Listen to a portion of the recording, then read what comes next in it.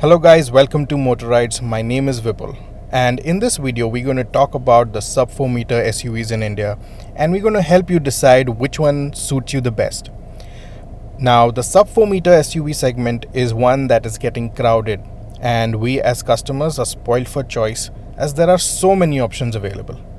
However, while having options is a good thing, having too many of them can prove confusing for most of us.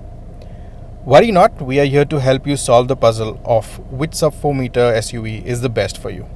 To make things simpler, we will highlight the pros and cons of each and who it is the best option for.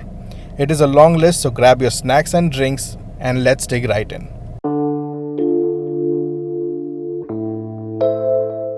Now, first on the list is the Nissan Magnite. The Magnite grabbed the attention of consumers by becoming the most affordable car in the segment, starting at just 5.59 lakhs. The pricing has been impactful to the success of this crossover SUV, and the sales chart and long waiting periods are a proof of that fact. Magnite is available in two engine options. The first one is a 1-liter naturally aspirated petrol engine that puts out 71 bhp of power and 96 Nm torque, and a certified mileage of 18.75 kilometers per liter. And the gearbox is a 5-speed manual.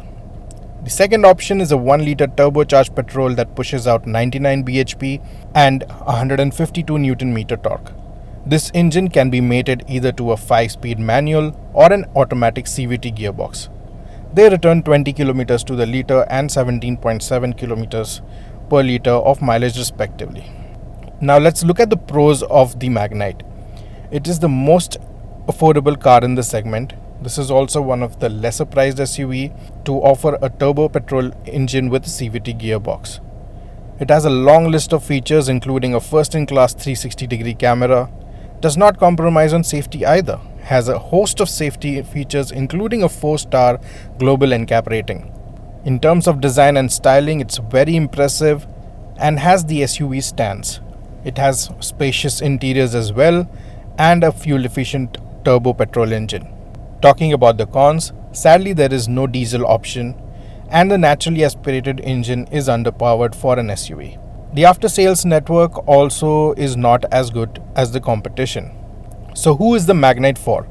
The Magnite makes a good case for consumers looking to buy an SUV but are on a tight budget. Now, Nissan does not have a strong service network, so consider getting the Magnite only if you have a service station in your city or wait until Nissan opens one. If you are someone who will use the car in the city most of the time and do a few highway runs during the weekends, the Magnite fits the bill for you. Consumers who are thinking of a premium hatchback can also consider the Magnite as it falls in the same price range but is bigger and has that SUV feel. In fact, the top-end Magnite can rival most of the premium hatches in terms of price.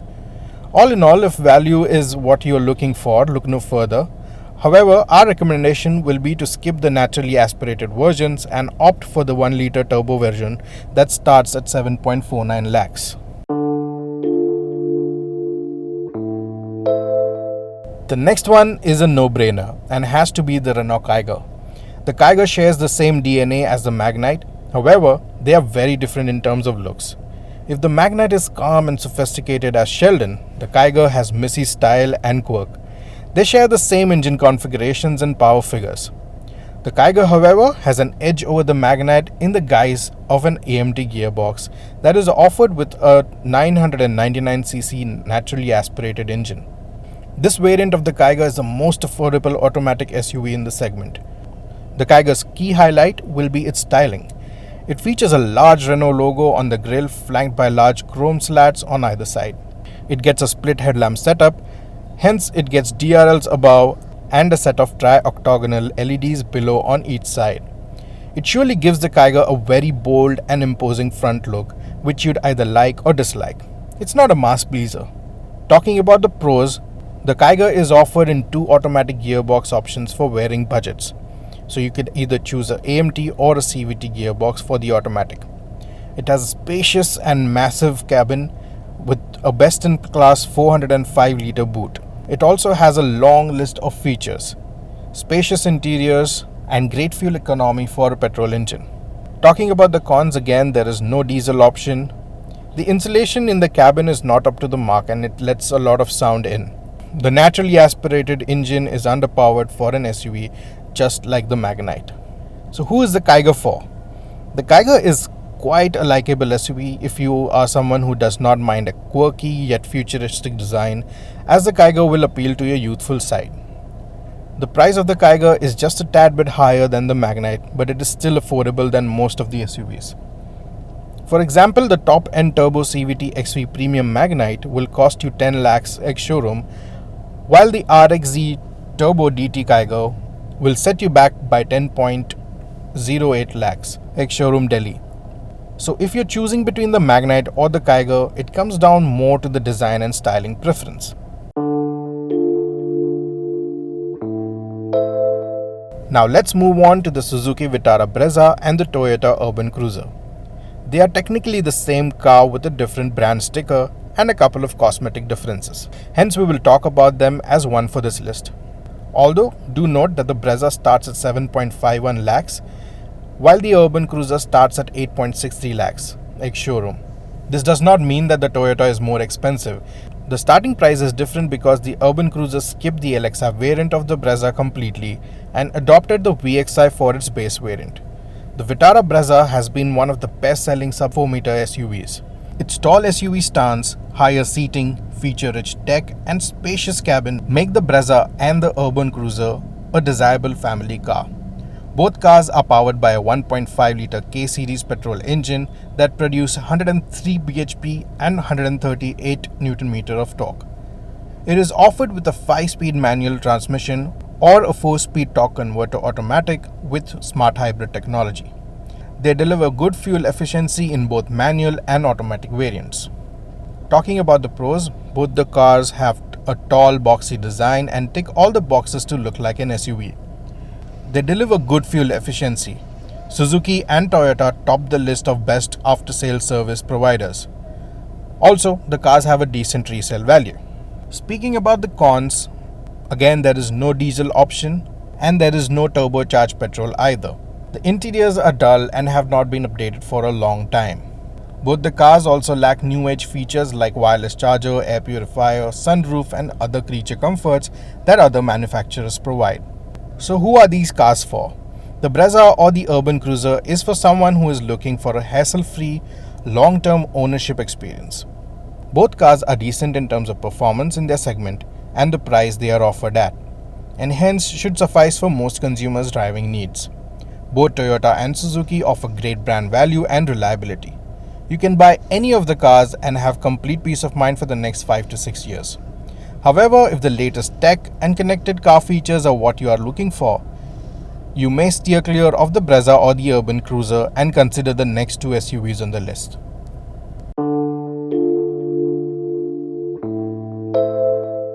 The next car on our list is the Kia Sonet. The Sonet made a grand entry into the market last year with its amazing design and styling. It was widely liked by the public and the sales number proved that many are opting to own one. The Sonet looks bigger than any other car in its segment thanks to its raised bonnet and the tiger nose grille. The styling is quite aggressive and will appeal to most young buyers. It is the most feature-rich car in this segment and the only one in this list that offers ventilated seats. There are a lot of engine configurations to choose from as well.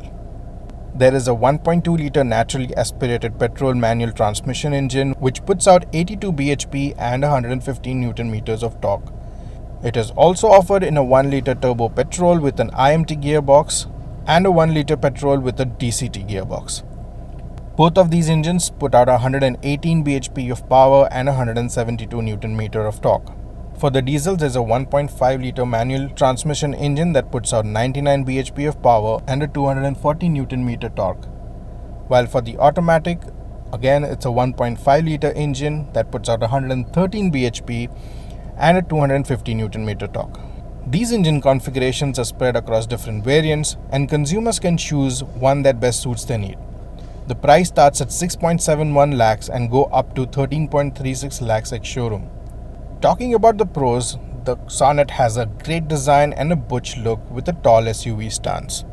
It has loads of latest features including connected car tech, front parking sensors and ventilated seats. The car has a premium fit and finish and brilliant interiors as well. Talking about the cons, the second row seating is not spacious as compared to some of the competition. The stiffer ride quality can make the passengers uncomfortable when on bad roads. The variants with the best features are very expensive. Now, who is the Sonet for? The Sonet will suit someone who likes to own the latest and the best in the market. These are consumers who like to own the latest laptops, phones, smartwatches and all the new gadgets in town. The Sonet also targets consumers who are looking for a punchy, sporty performance from their SUV. Now let's move on to the Sonet's Korean cousin, the Venue. The Venue is one of the most loved cars in the sub-4 meter SUV segment. Sharing the same platform as the Sonet, the Venue offers a more pleasant and comfortable driving experience. The engine variants are identical as well, with 2 petrol and 2 diesel engines. The Venue, however, is a mellowed down and less sporty version of the Sonet. Talking about the pros, it is a well-rounded feature-rich package which has something to offer to every kind of buyer. It is big on practicality and boot space. Hyundai's reliability and service is top-notch and offers complete peace of mind. Talking about the cons of the Venue, again like the Sonet, the second row seating will not be the most comfortable for 3 passengers. The steering wheel feels light and artificial. The Venue also has a little body roll which is quite small, but it is noticeable. Who is the Venue for? If you are convinced to buy a Sonet but want something that is easy on the eyes, you can opt for the Venue. If reliability and longevity are of prime importance, then don't look further. The Venue will make for a great family car and will stay with you for a long time. The next car on the list is the Ford EcoSport. Starting at an attractive price of 7.99 lakhs for petrol and 8.69 lakhs for the diesel variants, the new lineup ensures the Ford EcoSport remains one of the most popular SUVs in its segment. The vehicle is available with Ford's reliable 1.5-litre turbo, Ford's reliable 1.5-litre TDCI diesel engine that delivers the best-in-class 100 PS of power and 250 Nm of torque. The 3-cylinder 1.5-litre TIVCT petrol engine delivers segment-best 122 PS of power and 149 Nm of torque. Consumers can choose from the 5-speed manual gearbox that is offered with both the engines. For enhanced convenience, the petrol-powered variant of the EcoSport is also available with a 6-speed torque converter automatic. Another thing we love about the EcoSport is its tall stance, rugged look, and that spare wheel on that tailgate which gives it the big SUV feel. Here are the pros of the EcoSport. The build of the EcoSport is really impressive. The interiors too are very well put together. The engines deliver best-in-class performance. Not only are they very powerful, but they are responsive too. The EcoSport also has an amazing ride quality. The car feels composed even at triple-digit speeds. Talking about the cons, the second row of the EcoSport is not very comfortable for 3 passengers. There is a thick A-pillar that creates a blind spot for the driver. Though we love the design, the EcoSport has not got any major updates since its launch. We would love to see it in a fresh new look. Now, who is the EcoSport for? If you are in the market for a potential diesel SUV which offers a good ride quality and is built like a tank, the EcoSport is the way to go. Oh, and if you still believe that Fords are high on maintenance, trust us, they are not. Their service costs, if not less, are at par with the Korean and Indian counterparts. Talking about Indian counterparts, the next 2 cars are ones to consider if you support the Vocal for Local initiative. First, obviously, is the Tata Nexon. After its mid-cycle update, Tata improved a lot of things in the Nexon. The design now is more sharper and gone is the curvy shape of the car. In fact, the front fascia looks like it has been inspired by the Land Rover Evoque. The superbly built Nexon offers a great ride quality and comfort. The 1.2-litre turbo petrol delivers 118 bhp power and 117 Nm of torque, while the 1.5-litre diesel mill churns out 110 bhp and 260 Nm of torque. The Nexon is also loaded with a host of bells and whistles. Talking about the pros, this is one of the best cars on the market in terms of safety. It is only one of 2 cars on this list that has been rated 5 stars by the global NCAP.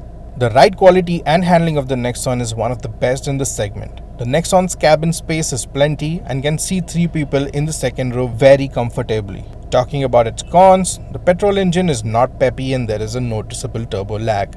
The fuel efficiency is not one of its strongest points. The driver information display is not something everyone will like. The information is a bit difficult to read while on the move and will take some getting used to. So who is the Nexon for? Well, this is for everyone who needs a well-rounded package with a spacious cabin, good ride quality and good overall features, but do not want to sacrifice on safety. The design of the Nexon is also unique, so if you are looking for something that will make you stand out from the crowd of the Brezzas and the Venues, you should definitely buy the Nexon.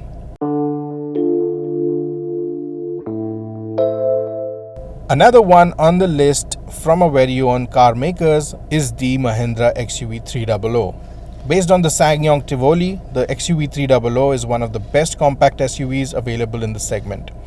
The 1.2-litre turbo petrol pushes out 110 bhp and 200 Nm torque, while the 1.5-litre diesel makes 115 bhp and 300 Nm torque. The XUV300 looks great and ticks all the right boxes in terms of features and comfort. The diesel engine is also a strong selling point.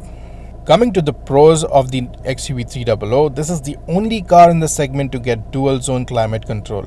This was the first Indian car to be awarded the Safer Choice Award by Global NCAP and also gets a 5-star overall safety rating. It is the only car in the segment to offer 7 airbags. So there is no compromise on safety. The cabin space is class leading as it can easily accommodate 3 passengers in the second row with utmost comfort. Talking about the cons, it has the smallest boot in the entire segment.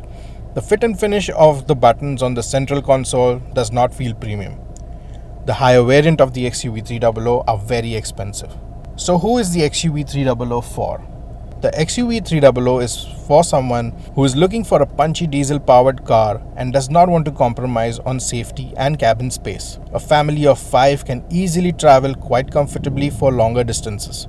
However, the luggage carrying capacity is not much, and that's something one should consider. So that wraps up the video for all the sub-4 meter SUVs in India. Hope we were able to clear some doubts from your mind through this video. Do let us know your thoughts and suggestions in the comments. And if you own any of these vehicles and have some of your own inputs, don't hesitate to let us know in the comments. Subscribe to Motoroids for all the latest automotive news and reviews. We will see you in the next video. Until then, rev hard and rev free. Bye-bye.